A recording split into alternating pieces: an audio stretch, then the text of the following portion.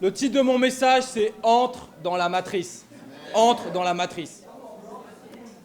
Matrix, c'est mon film préféré. Qui l'a vu ici? Ok, il faut la repentance que tout le monde le voit. Ok, ça c'est sûr. Donc, dans Matrix, c'est intéressant parce qu'il y a plein d'images spirituelles, il y a plein de symboliques qui est lié à notre foi et au message de la Bible. Ok? Qu'est-ce qu'on a? On a Néo. Néo, c'est l'élu. Ça veut dire nouveau, récent. À quel moment tu nais de nouveau? Au moment du baptême. À quel moment tu es une nouvelle créature? Au moment du baptême. Et ce qui se passe, c'est que Néo, il quitte la matrice pour revenir dedans. Donc c'est quoi la matrice? La matrice, c'est un système informatique dans lequel toute l'humanité est prisonnière. Donc qu'est-ce que ça représente la matrice aujourd'hui? Ça représente le monde en fait. Okay? Donc c'est une idéologie, c'est un système de pensée dans lequel toute l'humanité est prisonnière. Et c'est paradoxal parce que le titre du message, c'est « Entre dans la matrice ». Donc c'est pas seulement « Sors de la matrice ». Parce qu'on est appelé à sortir de la matrice spirituellement. Okay? Quand tu es un disciple baptisé, tu sors du monde. Mais tu es appelé à rentrer de nouveau dans le monde. Pour quoi faire? Yes! Pour littéralement débrancher les gens de la matrice et les sauver.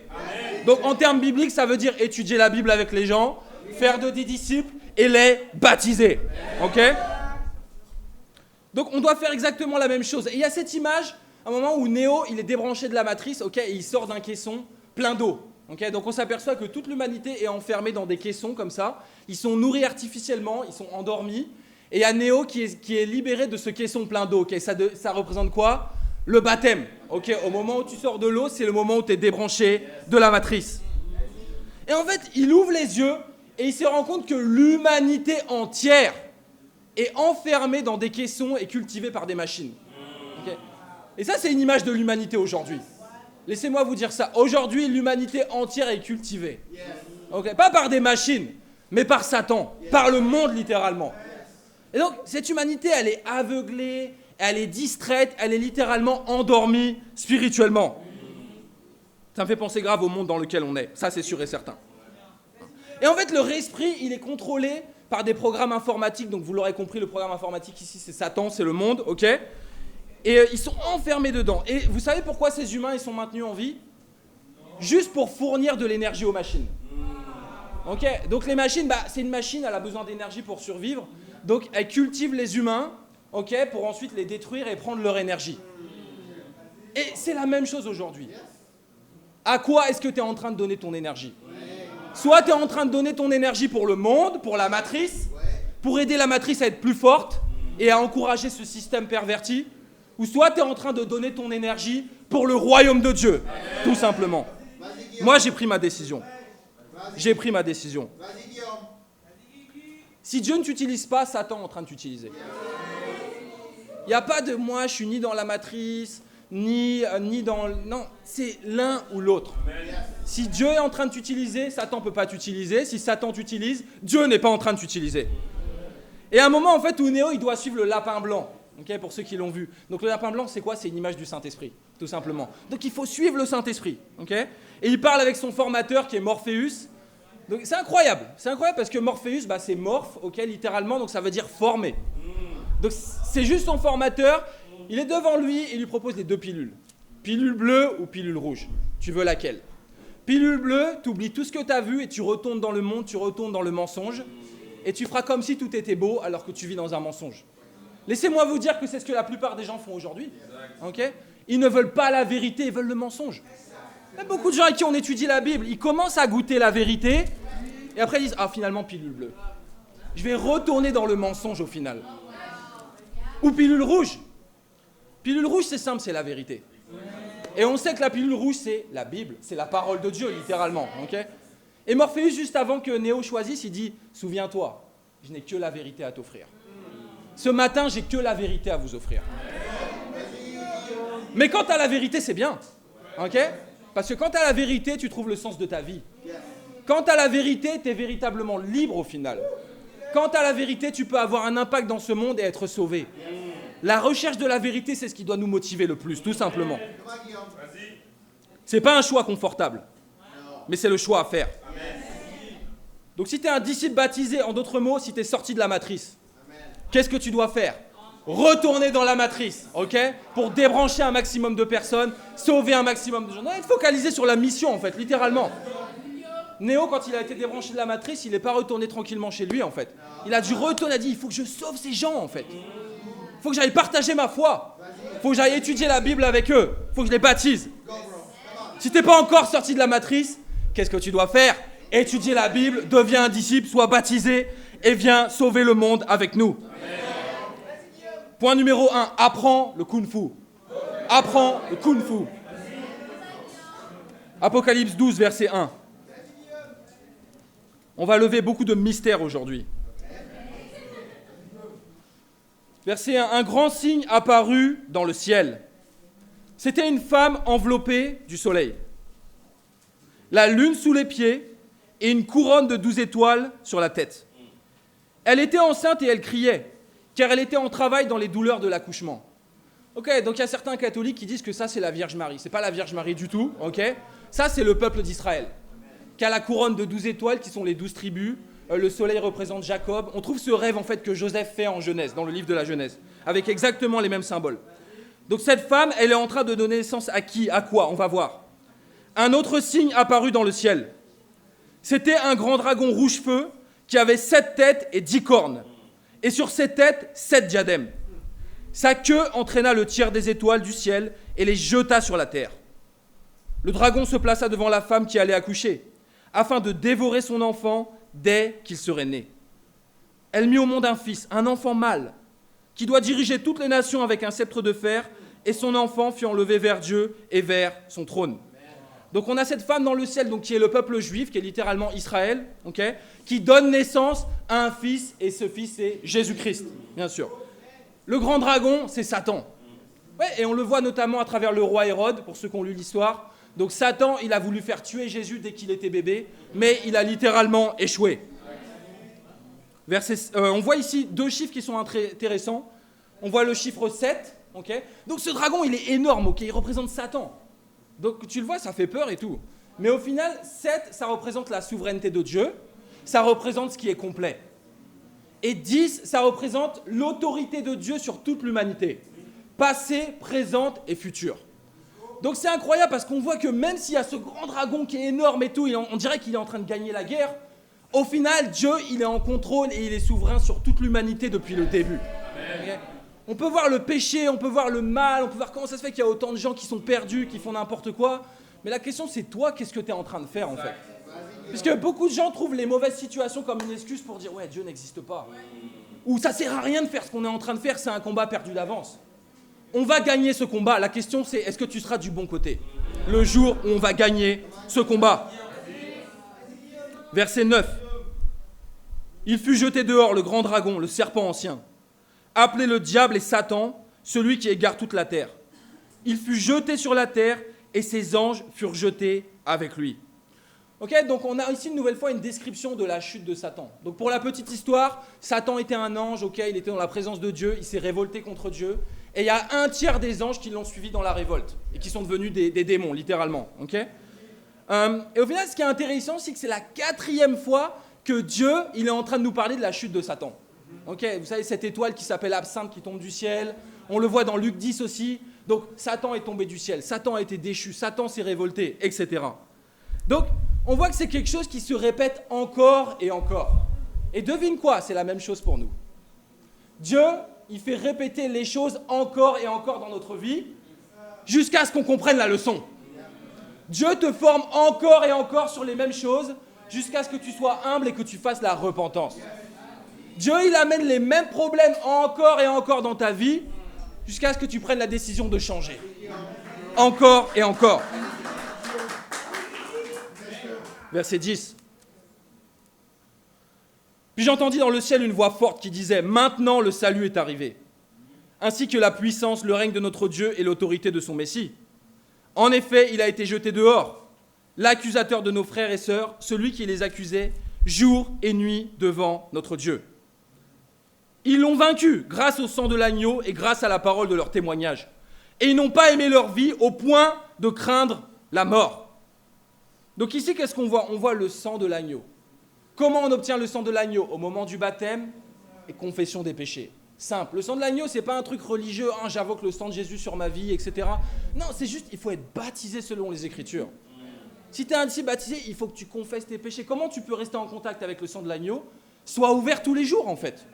Si tu es ouvert tous les jours, tu peux bénéficier du sang de l'agneau qui va te purifier et amener tes péchés à être pardonnés. Et ici, on voit aussi qu'ils ont gagné grâce à quoi? Le témoignage. Ton témoignage, il compte. Ton témoignage, il est puissant. Ok? Des fois, on pense que ouais, mon témoignage, il n'est pas si important par rapport à tel frère, par rapport à telle sœur. Ton témoignage, il est important, en fait. Et surtout, ton témoignage, il ferme toutes les bouches parce que personne ne va contredire ton témoignage, en fait. C'est ta vie, c'est littéralement ce que tu as expérimenté. Donc, il y a des gens qui peuvent attaquer la Bible, mais ton témoignage, il est inattaquable au final. C'est juste que tu as expérimenté avec Dieu. Tu étais dans la dépression, tu es une personne joyeuse, ok? Une personne raciste, maintenant, tu aimes tout le monde. Ok, c'est ton témoignage. Tout simplement. Le verset 12 dit « C'est pourquoi réjouis-toi, ciel, et vous qui habitez le ciel. » Tu dois te réjouir parce que les disciples baptisés font partie du royaume de Dieu. Ok? Donc on pense que ouais, c'est juste au paradis, tout ça. Ouais, je vais transpirer beaucoup aujourd'hui. On pense que c'est juste les gens au paradis, tout ça, mais les disciples baptisés font partie du royaume de Dieu. Amen. Et donc ils sont également les habitants du ciel. Donc ça veut dire que tu dois te réjouir, tout simplement. C'est pourquoi réjouis-toi, ciel, et vous qui habitez le ciel. Mais malheur à vous, habitants de la terre et de la mer, car le diable est descendu vers vous, animé d'une grande colère, sachant qu'il lui reste peu de temps. Donc on voit quoi? On voit que Satan, il sait qu'il a perdu à la fin. On sait qu'à la fin, Dieu, il va le prendre, il va le jeter dans les temps de feu, et c'est fini, il ne pourra rien faire contre ça, parce que Dieu, il est Dieu, tout simplement. Mais ce qui m'inspire et ce qui me défie en même temps, c'est juste que Satan, il sait qu'il a perdu, mais il combat jusqu'au bout. Ok, il dit, à la fin, je sais que je suis perdu, mais je vais essayer de détruire et de perdre un maximum de gens. Et je me dis, comment ça se fait que nous, qui sommes des disciples, qui avons la victoire, on se décourage aussi facilement? Satan sait qu'à la fin, il perd. Toi, tu sais qu'à la fin, tu as gagné. Pourquoi tu abandonnes? Pourquoi tu dis, je veux quitter la maison des frères, je veux quitter la maison des sœurs, je veux quitter le royaume, je veux quitter l'église. Oh, je suis dans ce péché-là. Des fois, c'est juste, on est dans l'église, mais on a abandonné, en fait. Je suis dans le même péché. Jour après jour, je suis dans le même péché. Tu es en train d'abandonner, littéralement. Relève-toi, parce qu'à la fin, tu as la victoire. Mais il faut que tu te relèves, il faut que tu sois trouvé fidèle à la fin. Il faut que tu sois trouvé en train de te battre, en fait, littéralement. Okay? Moi, j'étais inspiré par Yurik hier. Okay? Donc, à la sauvagerie, on a fait les abdos. Okay? Il échouait. À chaque fois, il n'arrivait pas à faire les 100 d'affilée. Okay? 0. À chaque fois, il repartait à 0. Il repartait 0, 0, 0. Mais il a donné tout jusqu'au bout. Okay? Donc même si tu échoues, tu as envie d'être comme ça quand Jésus y revient. Tu as envie de ne pas être quelqu'un qui est dans ton échec ou qui a abandonné, mais tu es quelqu'un qui te bat jusqu'au bout. Jésus, c'est ce qu'il veut voir en chacun d'entre nous. Je continue. On voit que Satan ici, il a peu de temps. Okay. Et pour être honnête avec vous, des fois, je me sens comme ça. Je me sens stressé. Okay. J'ai l'impression que j'ai peu de temps. Je dis, j'ai beaucoup de choses à faire, mais pas beaucoup de temps. Et en fait, si je suis en train de penser comme ça, je suis en train de penser comme Satan, littéralement. Okay. Parce que Satan, effectivement, il sait qu'il n'a pas beaucoup de temps. Et je me dis, j'ai le même péché que lui, parce que quand j'ai pas beaucoup de temps, comment je suis? Je me sens énervé. Okay. Je me sens frustré, je me sens impatient. Je me dis, on ne peut pas faire ça, etc. C'est vrai, Satan a peu de temps. Okay. Mais toi, si tu es un disciple baptisé, tu as la vie éternelle. Yeah. Si tu n'es pas encore un disciple, tu as le temps aujourd'hui de changer. Okay. Et d'étudier la Bible. Et il y a vraiment ce choix qu'on est appelé à faire. Okay. Satan te donne un temps court maintenant. Donc en gros, il te dit, vous savez, on entend souvent ça, on ne vit qu'une fois, ok, fais-toi plaisir, etc., fais tout ce que tu as envie. Et ça, c'est vraiment une mentalité du diable, en fait. Okay. C'est Satan, il dit en fait, ton éternité, on s'en fiche. Ok, de toute façon, ça n'existe pas, tout ça. Et fais ce que tu veux, fais-toi plaisir sur cette terre.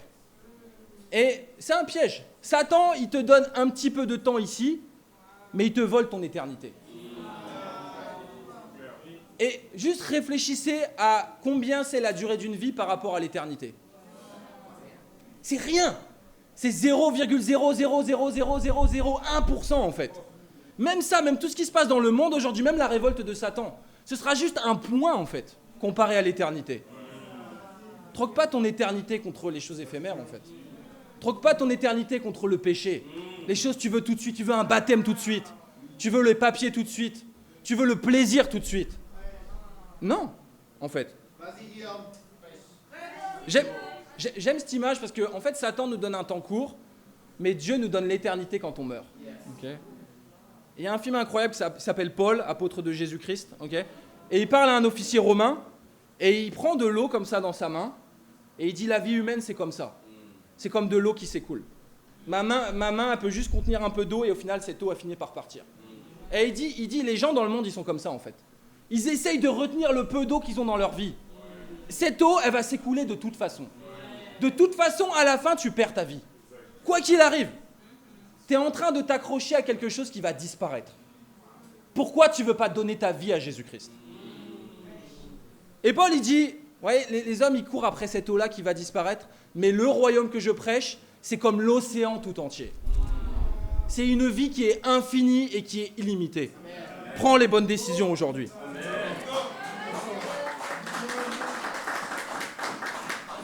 Satan, il veut que tu focalises sur ce qui est éphémère. Mais Dieu, il veut nous amener à focaliser sur les choses éternelles. On est en train de focaliser sur le paradis.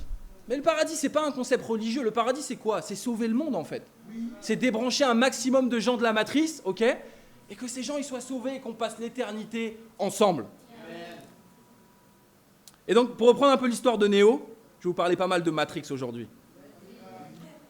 Néo, une fois qu'il est débranché de la matrice, donc il revient dedans. Et ce qui se passe, c'est qu'à un moment, on lui télécharge tous les programmes d'arts martiaux existants. Okay, donc il fait rien, juste on lui télécharge le Kung Fu, le Krav Maga, la boxe thaï, il connaît tous les arts martiaux. Okay, et ce qui se passe, c'est qu'après, il va combattre contre son formateur Morpheus. T'as déjà combattu contre ton formateur? Ouais, c'est déjà arrivé. Faut combattre avec ta foi, pas avec tes émotions. Et il se met à combattre, en fait, ils font littéralement un combat ensemble, comme ça. Et en fait, Néo, même s'il a tous les arts martiaux du monde, il n'arrive pas à le battre. Ok? Il n'arrive pas à le battre. Donc il doit s'entraîner encore. Il échoue, il se prend des punchs. Il doit s'entraîner encore et encore. À un moment, il doit apprendre à voler, ok, à faire des sauts énormes, parce qu'il apprend que dans la matrice, en fait, il n'y a pas de limite. C'est juste une question de la limitation de ton esprit. Mais si tu arrives à avoir cette foi, à dire tout est possible, ok, tu peux esquiver les balles, tu peux voler, tu peux tout faire. Et c'est la même chose dans ce monde. Ce monde visible, c'est un mensonge. C'est quelque chose qui va disparaître au jour de notre mort. Il n'y aura plus rien.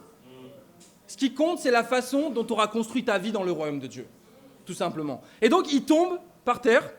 Et en fait, il rebondit parce que c'est un programme informatique, donc il ne meurt pas vraiment. Okay, et il est juste en train d'apprendre, d'échouer, apprendre, échouer, apprendre, échouer, apprendre, échouer.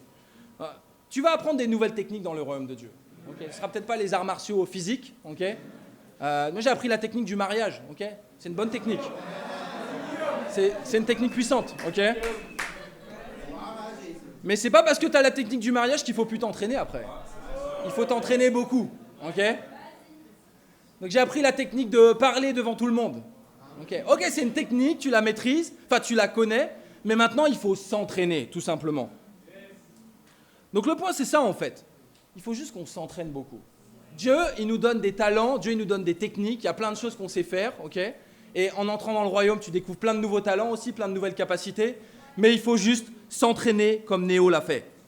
Au verset 17, furieux contre la femme, le dragon s'en alla faire la guerre au reste de sa descendance. À ceux qui respectent les commandements de Dieu et qui gardent le témoignage de Jésus. Vous savez, la pire ruse du diable, c'est de faire croire qu'on n'est pas en guerre, en fait. C'est de faire croire qu'au final, tu n'as pas besoin de te battre. T'inquiète pas. Si tu penses que tu n'as pas besoin de te battre, tu es déjà mort, en fait. Littéralement. Parce qu'on est dans une guerre spirituelle. On est dans une guerre pour le salut de toute l'humanité. Et c'est un peu choquant, ok? Néo, il a été débranché de la matrice. C'était, oh, c'est vrai? Oui, c'est vrai, en fait. Parce que c'est ce que la Bible, elle est en train de nous dire. On voit ici quoi? On voit que Satan, il est en train de faire la guerre aux disciples de Jésus-Christ. Vous êtes des disciples, Satan, il est en train de nous faire la guerre, littéralement. Et c'est quelque chose qui est déjà arrivé par le passé, ok? Et c'est quelque chose qui se répète encore et encore. Et ça, c'est une des clés intéressantes pour comprendre l'Apocalypse. c'est que c'est des événements qui se répètent encore et encore. Ce n'est pas des événements qui sont arrivés une seule fois, à telle date, etc. C'est un principe spirituel qui se répète encore et encore. Donc oui, Satan est littéralement en train de nous faire la guerre aux disciples de Jésus-Christ. Ça veut dire aussi que les défis, ils arrivent encore et encore. Des fois, on repose sur nos acquis. On se dit, ah c'est bon, je me suis marié, je peux me reposer. Ah, j'ai réussi à baptiser quelqu'un, je peux me reposer. J'ai eu un bon moment avec Dieu ce matin, je peux me reposer pour le reste de la journée. Ça ne marche pas comme ça. Tu peux avoir un court temps de repos qui est spirituel, parce que tu as fait la volonté de Dieu, mais ensuite, il y a des défis qui arrivent encore et encore. Il faut que tu sois prêt. Il faut que tu t'entraînes encore et encore. Mon défi, il est simple. Entraîne-toi. Entraîne-toi. Entraîne-toi pour tout ce qu'il y a à faire, que ce soit les chants, que ce soit tes moments avec Dieu, que ce soit les études bibliques, que ce soit parler en public, soit faire du sport même physiquement, ok ? Je pense que l'Église a besoin de faire du sport, ok ? Sport spirituel, mais également le sport physique. Entraîne-toi et investis dans le royaume de Dieu pour le reste de ta vie. En fait, c'est le meilleur investissement que tu puisses faire. C'est le seul investissement valable que tu puisses faire. Investis pour ton éternité. Point numéro 2. Le dragon en robe rouge. Le dragon en robe rouge. Donc, dans le film Matrix, en l'occurrence, à un moment, il y a une scène où Neo, il est dans un programme. En fait, il s'entraîne. Donc, c'est des programmes d'entraînement de la matrice. C'est-à-dire qu'il s'entraîne, donc ça n'a pas des vraies conséquences, il ne meurt pas vraiment. S'il est tué dans la matrice, il meurt vraiment. Mais là, c'est des programmes d'entraînement pour qu'il puisse être enseigné, être formé et être prêt à aller dans la véritable matrice. Et Morpheus, il est en train de lui parler de l'état de l'humanité, etc. Et à un moment, il voit une femme en robe rouge qui est en train de passer. Ouais, vous connaissez peut-être cette scène, certains d'entre vous. Mais quoi, il se met à focaliser sur cette femme. Il n'est plus en train d'écouter Morpheus, il n'est plus en train de penser à toute l'humanité qui est perdue autour de lui, il est distrait. Il est littéralement focalisé, aveuglé. Et c'est la même chose que Satan, il est en train de faire en fait. Il nous distrait, le dragon en robe rouge. Il essaye d'attirer notre attention avec plein de choses. Alors bien sûr, pour le prendre littéralement, ouais, pour les frères, la distraction, ça peut être la convoitise. De convoiter les femmes, l'impureté, etc. Ça, c'est quelque chose qui te distrait, c'est sûr. Et ce qui se passe, c'est que au moment où il regarde cette femme, il se retourne et il y a un des agents Smith qui lui met comme ça son pistolet sur la tempe. Donc les agents Smith, en fait, c'est des agents malveillants dans la matrice, c'est l'équivalent des démons, ok ? Et juste, il lui met un gun sur la tempe, littéralement. Et c'est ce que fait le péché avec toi, en fait. Le péché te distrait et ensuite il te tue. Le péché te distrait de la mission et ensuite il te tue, littéralement. Que ce soit l'impureté, que ce soit le plaisir, les inquiétudes, la politique. La politique, c'est une distraction géniale qui a été inventée par Satan. Les gens, ils sont pris dans des faux combats au final. C'est quelque chose qui ne va jamais changer le monde et tout le monde le sait. Tout le monde se plaint de la politique. Tout le monde dit, ouais, les politiciens, c'est des menteurs et tout ça. Ok, c'est sûr. Ça, c'est sûr. Les religions sont des distractions. On va en parler un peu plus tard. Le sport, ok ? Moi, j'aime bien le sport, perso, mais les compétitions, ça peut demander juste quelque chose. Ouais, tu focalises dessus et tu oublies tout le reste, en fait. Donc, c'est un peu comme à l'époque de Rome. À l'époque de Rome, c'était quoi ? Pour garder le peuple sous contrôle, du pain et des jeux. À manger et du divertissement. Et c'est vraiment ce qui est en train de se passer ici en Europe, mais on va changer le monde et mener cette guerre. Même si je vais la mener tout seul, je vais la mener. Vous savez que vous êtes là. Et, ouais, donc vendredi, on a été à Bruxelles. Ouais, c'était incroyable. On a été à Bruxelles vendredi avec Anthony. Et on a signé le contrat de domiciliation. Donc en gros, c'est pour avoir une adresse légale à Bruxelles. Donc on en a une, c'est bon, c'est fait. Donc on a une adresse pour créer l'association Église chrétienne internationale de Bruxelles. Amen. Donc c'est littéralement ECIB. Ok ? Et c'est incroyable parce que le jour où Anthony et moi on était à Bruxelles, il y avait les frères, donc Abel, Gilberto, Melvin, qui étaient en train d'étudier la Bible sur Zoom, avec un dénommé Cédric qui habitait à Bruxelles. Okay ? Donc pendant qu'on était à Bruxelles, ils faisaient eux l'étude avec Zoom sur Zoom avec quelqu'un de Bruxelles. Okay ? Et à la fin, ce qui s'est passé, c'est que Abel, il me dit, ouais, tu sais, ce Cédric, on a étudié avec lui et tout, c'est quelqu'un de l'ancien mouvement. Donc c'est quelqu'un de l'ancien mouvement que Dieu a amené, qui était en train d'étudier la Bible avec les frères sur Zoom. Et c'était juste incroyable. Lui sur Zoom et nous à Bruxelles. Et on lui a dit, bah, peut-être tu peux venir. Et il est venu direct en fait. Il nous a rejoints dans le restaurant, on a partagé nos témoignages. Et vraiment prier pour lui, prier qu'il vienne vraiment changer Bruxelles avec nous. Mais c'était juste incroyable. C'était juste incroyable la façon dont Dieu y travaille. Pourquoi? Quand tu es focalisé sur la mission. Les frères, à 9h30, ils étaient sur Zoom en train d'étudier la Bible. Nous, on était à Bruxelles physiquement parce qu'on veut implanter l'église là-bas. Quand tu es focalisé sur la mission, Dieu, il amène les miracles. Quand tu es focalisé sur autre chose, tu auras le péché. C'est tout ce que tu as, au final. Je suis inspiré par Sarah Bonamy.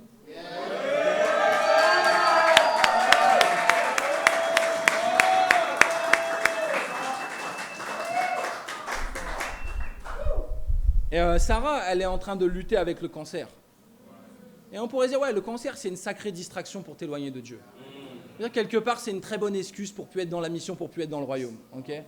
Mais Sarah, elle a compris qu'en fait, justement, elle doit précisément focaliser sur Dieu et sur la mission et sur le royaume. Et c'est ce qu'elle est en train de faire et elle est en train de porter du fruit. Et je me dis, quelle excuse nous, on a? Quand je vois Sarah, je me dis, vraiment, j'ai pas d'excuse.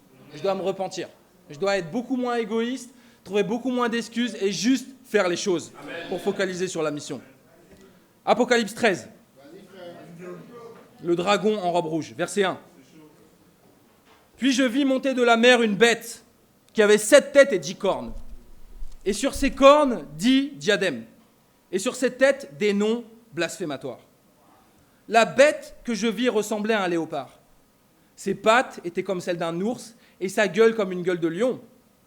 Le dragon lui donna sa puissance, son trône et une grande autorité. L'une de ses têtes était comme blessée à mort, mais sa blessure mortelle fut guérie. Remplie d'admiration, la terre entière suivit alors la bête. On adora le dragon parce qu'il avait donné l'autorité à la bête. On adora aussi la bête en disant « Qui est semblable à la bête et qui peut combattre contre elle ?» La première bête. Et ce passage, il a fait beaucoup débattre, okay, parce qu'il y a plein de gens qui essaient de l'interpréter de plein de manières. On retrouve un passage qui est quasiment similaire dans le livre de Daniel, avec les mêmes animaux. Et on sait que ces animaux-là représentaient des gouvernements humains. Okay, donc à l'époque, ça représentait la Perse, les Grecs, il y avait Rome également, et il y avait Babylone. Okay, donc c'était des gouvernements humains. Bon, on sait que ces gouvernements n'existent plus aujourd'hui. Okay, mais au final, ici, c'est une bête qui est différente, parce que c'est plusieurs gouvernements qui sont mélangés ensemble. On voit que c'est une bête qui a plusieurs attributs au final. Donc la première bête, qu'est-ce qu'elle représente? Elle représente les gouvernements humains en fait, littéralement. Elle représente les gouvernements terrestres, elle représente les nations, comme on le voit dans le livre de Daniel. Et vous voyez, ils sont en train de dire, mais qu'est-ce qui peut tuer la bête? Et en fait, on est en train de réfléchir, sur Terre, qu'est-ce qui est plus fort qu'un gouvernement humain? Qu'est-ce qui est plus fort que les États-Unis, que la France, que l'Union européenne, que le nouvel ordre mondial? Rien. En fait, vous cherchez parce qu'il n'y a rien.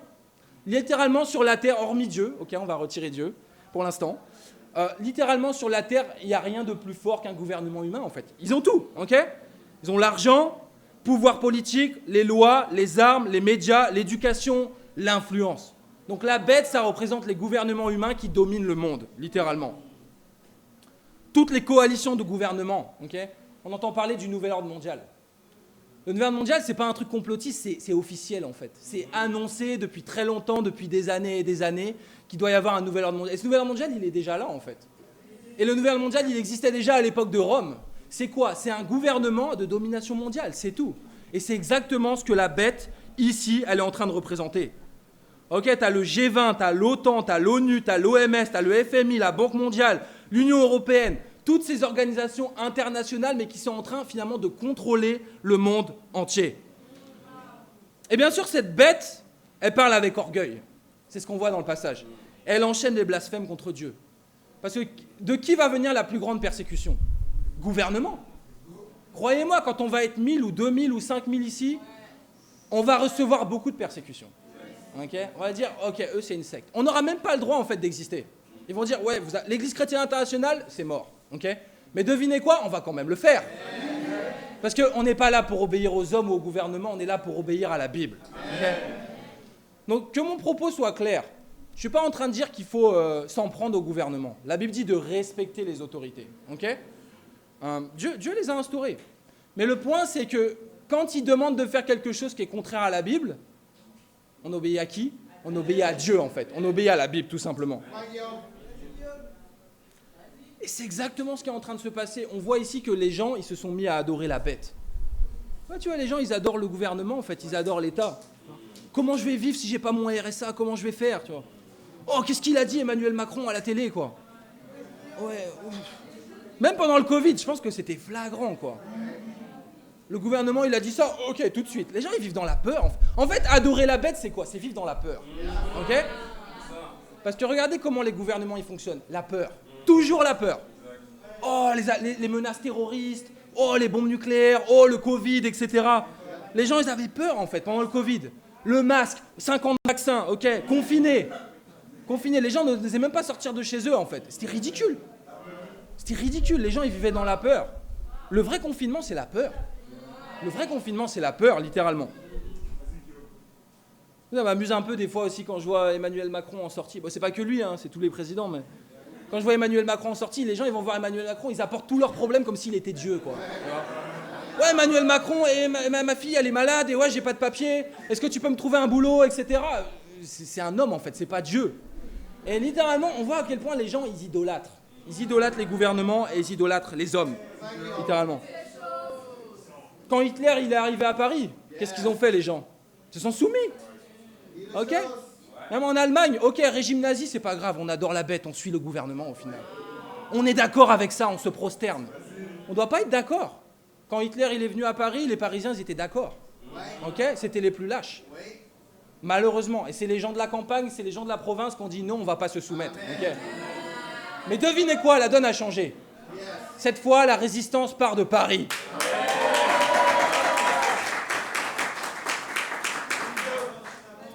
On avance.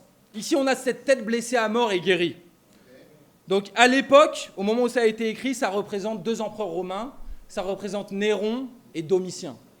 Donc, Néron, c'était l'empereur romain. Donc, c'est littéralement le gouverneur du monde à cette époque-là. Okay?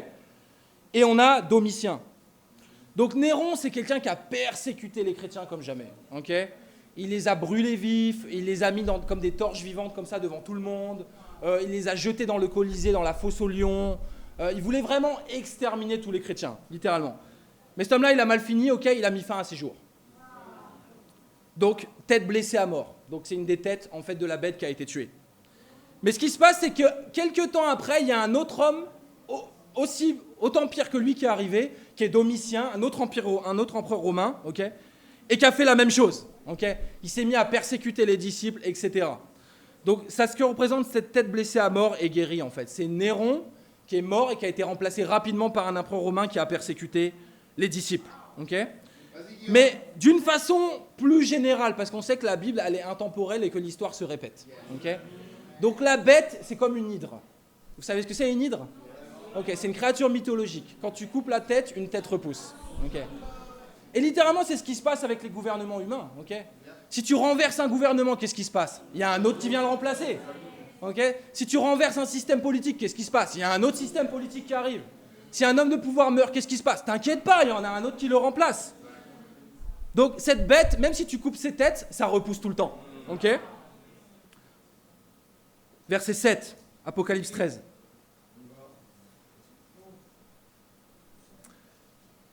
Il lui permit de faire la guerre aux saints et de les vaincre. Elle reçut l'autorité sur toute tribu, tout peuple, toute langue et toute nation. Et tous les habitants de la terre l'adoreront, tous ceux dont le nom n'a pas été inscrit dans le livre de vie de l'agneau, offert en sacrifice, et ce, dès la création du monde. Donc ici, il est question de persécution. Je vous ai parlé des persécutions du 1er siècle, ok? Aujourd'hui, on a quelques persécutions, mais il ne faut pas qu'on se fasse d'illusions. Le niveau des persécutions, il va augmenter. Ils vont dire, oh, j'ai plus envie d'avoir des persécutions. Le passage, il est en train de dire que le pouvoir a été donné à la bête pour faire la guerre aux saints et pour les vaincre. Donc, il faut être prêt. Okay. Il faut être prêt, tout simplement. La persécution, ça ne doit pas t'effrayer. Ça ne doit pas te décourager. Il y a des gens, ils ne veulent pas prendre position pour la vérité parce qu'ils ont peur d'être persécutés, en fait. De la même manière, quand Hitler est arrivé, ils ont dit « Ouais, Hitler, nous, on est d'accord avec toi. » quoi. Parce qu'ils ne veulent pas être persécutés. Donc c'est à cause de la lâcheté en fait, tout simplement. Les gens, ils adorent les gouvernements, pourquoi? Parce qu'ils sont effrayés. Okay, ils ont peur, ils ont l'impression que le gouvernement, c'est le gouvernement qui les protège. Que toute leur vie, toute leur subsistance, elle vient du gouvernement au final. Ils sont effrayés et distraits. Et regardez juste ce que les gouvernements ils sont en train d'enseigner. Ici, on parle de blasphème et de paroles arrogantes. Okay, LGBT, okay, clairement encouragé et diffusé par le gouvernement. Théorie du genre, ok? Donc on enseigne ça à l'école. Ok? Ton fils peut être une fille, ta fille peut être un garçon. Peut-être même maintenant, ils ont créé des nouveaux genres aussi, tu vois. Il y a les non-binaires, les je sais pas quoi. C'est quelle écriture en fait? La Bible dit est claire, un homme et une femme. Okay, et vous savez que depuis qu'ils encouragent ça, les chiffres ont littéralement explosé. C'est-à-dire que plus ils encouragent ça, et ben plus les gens ils pensent qu'ils peuvent faire ça au final. Théorie du genre, théorie de l'évolution, ok? C'est intéressant comment les gens rejettent la Bible, mais ils placent leur confiance dans des théories. Théorie de l'évolution. On est en train d'enseigner aux gens qui descendent du singe. Okay, littéralement, j'ai vu dans un documentaire hier, un gars il mangeait du singe, il disait je me sens mal, j'ai l'impression de manger un être humain. Arrête, ça n'a rien à voir en fait. C'est deux choses totalement différentes quoi. Pour nous, l'évolution c'est pas une théorie. Pour nous c'est une pratique. Pourquoi? Parce qu'on est en train d'évoluer grâce à la Bible, littéralement. On invite les gens à focaliser sur l'argent, ok? On pense que ta vie, c'est quoi? La réussite, c'est gagner l'argent. La réussite matérielle, la réussite sociale. Tout ça, c'est un mensonge au final. L'avortement, ok? Ouais, l'avortement, ok? L'avortement, non seulement c'est encouragé, si t'es contre, t'es diabolisé, et en plus, c'est remboursé par la Sécu. C'est magnifique. L'IVG est remboursé, donc tu peux tuer ton bébé, et en plus, t'es remboursé. Waouh! Ok? La politique. Ok? La politique. Tout ça, en fait, c'est des distractions. C'est des choses qui sont là pour nous éloigner de la vérité. Et tout ça, en fait, c'est la bête qui est littéralement en train de produire ça. Donc soyons clairs. Un jour, on sera persécuté pour les propos que j'ai là. Ok? On va dire que je suis homophobe. Ok? Ou on va dire que, ouais, moi, je suis pas pour les droits des femmes. Parce que je veux pas que les femmes, elles avortent. C'est quel droit, ça, de tuer son bébé? C'est quel droit, au final? Verset 11. Ensuite, je vis monter de la terre une autre bête, très intéressant aussi. Elle avait 2 cornes semblables à celles d'un agneau, mais elle parlait comme un dragon. Ok. Super intéressant. Donc la deuxième bête, c'est quoi? C'est la fausse religion. C'est le faux prophète. Ok? Donc pourquoi? Cette bête, elle a 2 cornes comme un agneau. C'est qui l'agneau? C'est Jésus-Christ. Ok. Donc elle a l'apparence de Jésus-Christ. Ok. On dirait Jésus-Christ de loin, on dirait un agneau. Mais qu'est-ce qu'a fait cette bête? Elle est en train de parler comme un dragon. Donc elle a l'apparence de Jésus, mais elle est en train de parler comme Satan. Okay. Et c'est littéralement ce que la fausse religion elle est en train de faire aujourd'hui. Ok. Et ça arrive toujours gentil. Nous, on est gentils, tu vois. On est là pour vous aider, on vous aime et tout ça. Et au final, ils sont en train de prêcher des choses qui vous détruisent, littéralement. Qui prêchent des mensonges et des fausses doctrines. Et bien, c'est facile de voir les fruits de la fausse religion, ok? Scandale pédophile, ok? Terrorisme, etc. C'est évident. Et plus que ça, des gens qui sont perdus, malheureusement. Et on voit ici, je vais lire la suite. Verset 2. Elle exerçait toute l'autorité de la première bête en sa présence. Et elle obligeait la terre et ses habitants à adorer la première bête, celle dont la blessure mortelle avait été guérie. Donc ici, on a quelque chose qui est très intéressant, parce qu'on a une alliance entre la première et la deuxième bête. Okay. Donc on a une alliance entre les gouvernements humains et la fausse religion. Et c'est littéralement ce qui est en train de se passer. C'est littéralement... Aujourd'hui, on a une religion en France, c'est la laïcité. Vous savez que l'islam a 5 piliers, la laïcité a 4 piliers. Okay. Donc, c'est un dogme, c'est une doctrine au final. La laïcité, c'est quoi? C'est au final, Dieu n'existe pas, on est pour le mariage homosexuel, on descend du singe, etc. Certains vont me dire que c'est caricatural. C'est pas du tout caricatural, c'est ce qui est enseigné à l'école. C'est ce que tu vois tous les jours quand tu allumes la télévision, en fait. Moi, ils me font de la peine, les témoins de Jéhovah. Ok? Pourquoi? Les témoins de Jéhovah, ils ont été voir le gouvernement, ils ont dit, ouais, nous, on veut partager notre foi. Est-ce qu'on a le droit? Et c'est littéralement ce qu'ils ont fait. Ok? Donc on voit l'alliance entre la fausse religion, encore une fois, et la bête et les gouvernements. Et le gouvernement a dit, ouais, tu peux partager ta foi, mais tu dois rester au même endroit toute la journée. C'est littéralement ce qui se passe. Tu vois, les témoins de Jéhovah, ils attendent comme ça toute la journée. Parce qu'ils n'ont pas le droit, en fait. Ils n'ont pas le droit d'aller vers les autres. Le gouvernement, la bête, leur a dit, tu peux rester au même endroit. Si quelqu'un vient te voir, tu peux partager ta foi. Voilà, mais tu n'as pas le droit d'aller vers les autres. Okay. Et ça prouve tout simplement quoi? Les fausses religions, en fait, elles attendent l'approbation du gouvernement pour agir. Est-ce que je peux partager ma foi? Est-ce que je peux baptiser quelqu'un? Est-ce que je peux avoir un moment avec Dieu, s'il vous plaît? Ouais. On va pas demander l'approbation du gouvernement, en fait.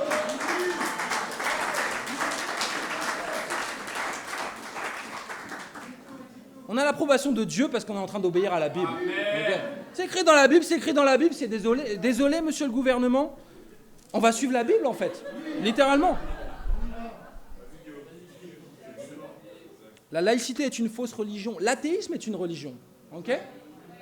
C'est quoi les caractéristiques d'une religion? C'est dogmatique. Quand tu dis Dieu n'existe pas, ça s'appelle un dogme. Littéralement. T'as quelle preuve? T'as aucune preuve, donc c'est dogmatique.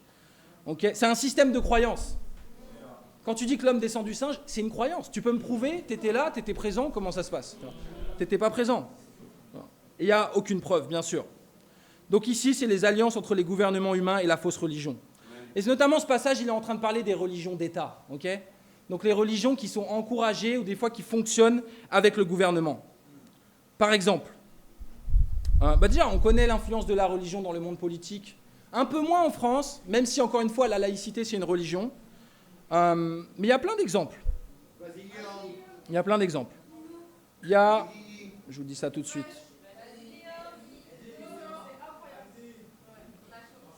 Amen. Let's go. Ouais, il y a plein Amen. Il y a plein d'alliances entre l'État et la fausse religion. Okay? Israël, un État religieux, okay, qui n'est pas fondé sur la vérité, ça c'est sûr et certain. Les gouvernements islamiques, okay? Alliance entre le religieux et le politique, donc l'alliance entre les deux bêtes. Okay? En Iran, tu as la République islamique, littéralement. Okay? Donc c'est une alliance entre les présidents et les mollahs, les ayatollahs, etc. Okay? C'est sympathique là-bas. Et on va aller là-bas, amen. On va implanter une église là-bas. Ok, plein de gens ils veulent pas y aller, nous on va y aller. Les gens ils veulent implanter l'église, ouais, on va aller à Paris, on va aller à Los Angeles, on va aller là où il fait beau, là où c'est confortable. Il faut être prêt à aller partout en fait, littéralement. Pendant la majeure partie de l'histoire de l'Europe, qu'est-ce qu'on avait?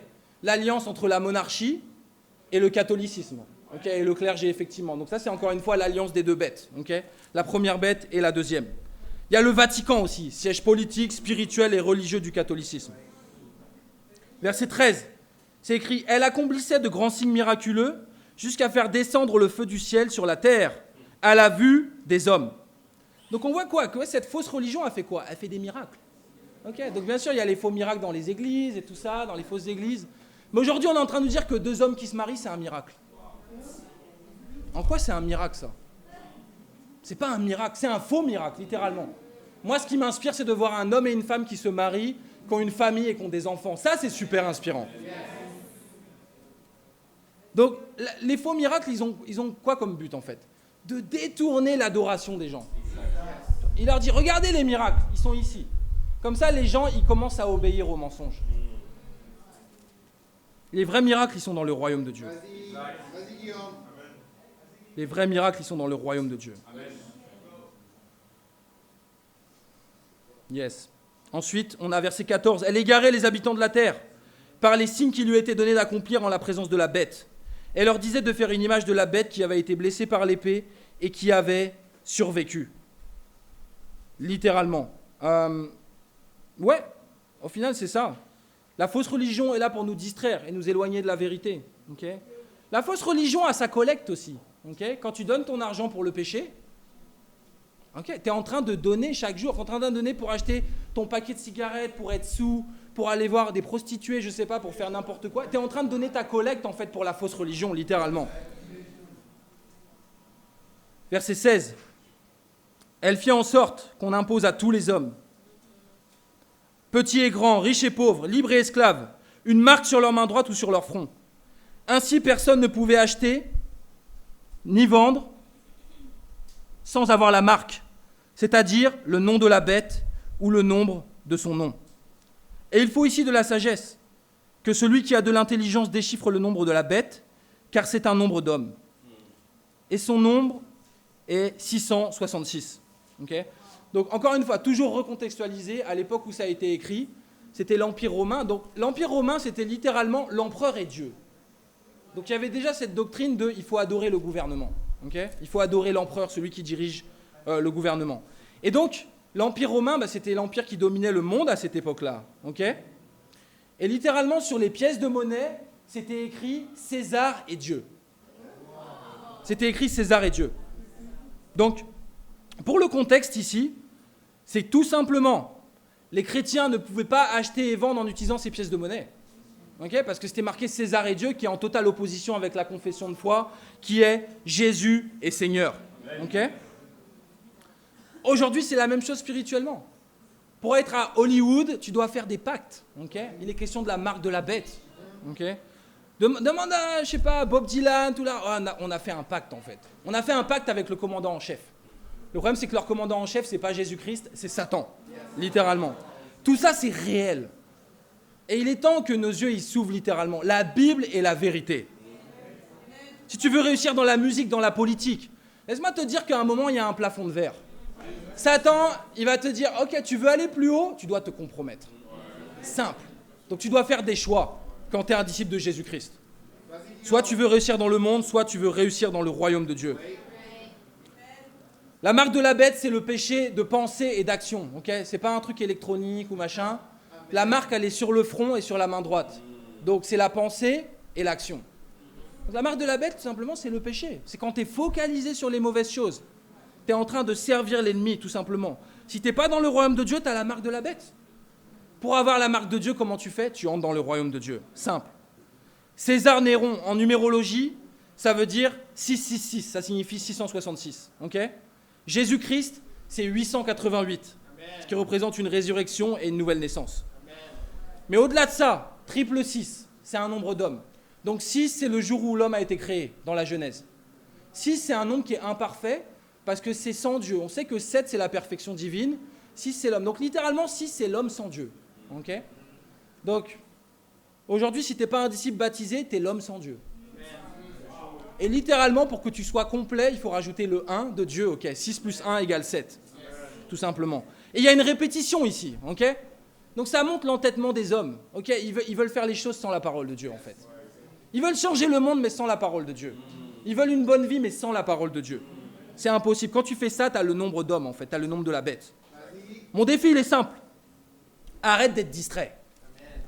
Arrête d'être distrait par le diable en robe rouge. Ok. Sois focalisé sur les bonnes choses. Sois focalisé sur le royaume de Dieu. Sois focalisé sur la Bible. Sois focalisé sur la mission, tout simplement. Viens débrancher les gens de la matrice avec nous. Point numéro 3, Sion. Sion. Donc Sion, dans le film Matrix, c'est le nom de la ville des humains qui résiste aux machines et qui est sortie de la matrice. Okay. Donc c'est la ville qui résiste tout simplement à la bête dans l'histoire.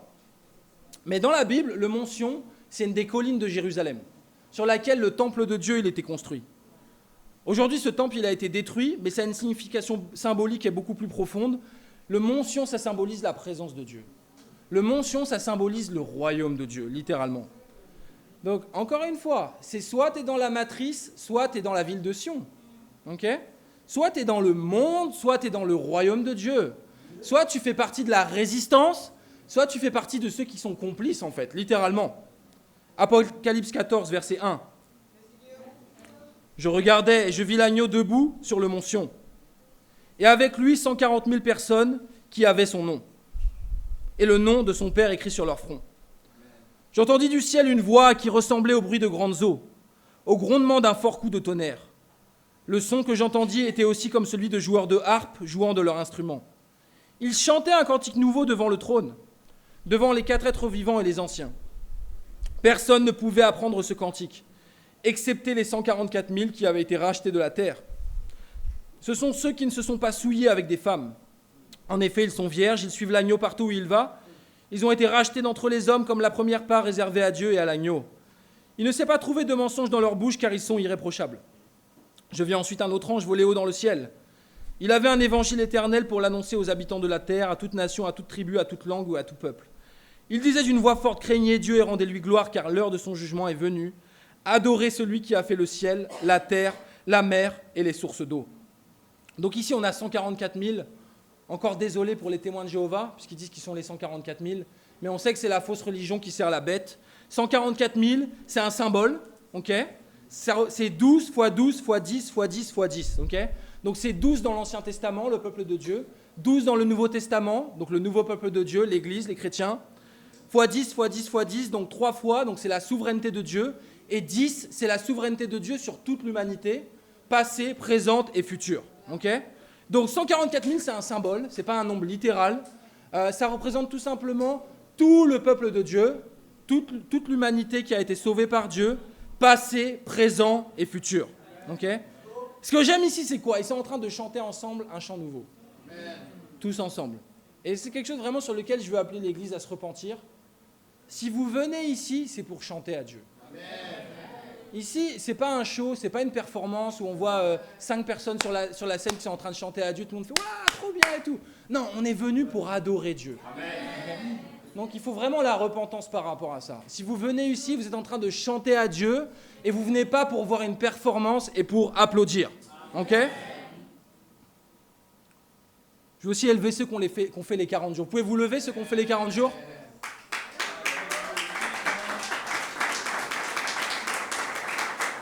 Yes, franchement, c'est super incroyable. Je suis vraiment fier de vous. C'est pas facile, ok ?